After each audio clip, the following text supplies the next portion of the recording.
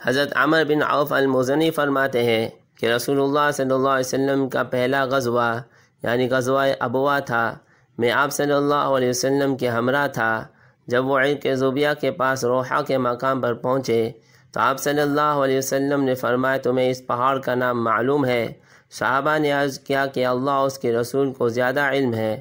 یہ سن کر آپ صلی اللہ علیہ وسلم نے فرمایا کہ یہ حمت پہاڑ ہے، یہ جنت کے پہاڑوں میں سے ایک پہاڑ ہے۔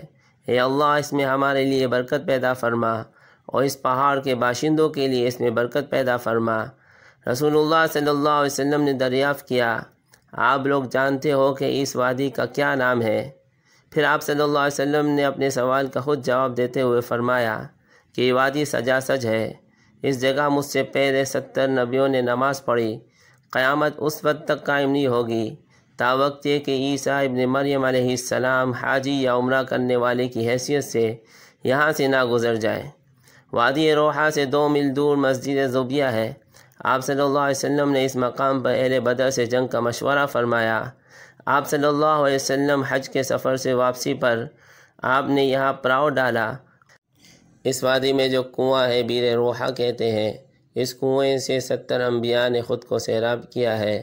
مدینہ سے بدر جاتے ہوئے یہ وادی راستے میں پڑتی ہے۔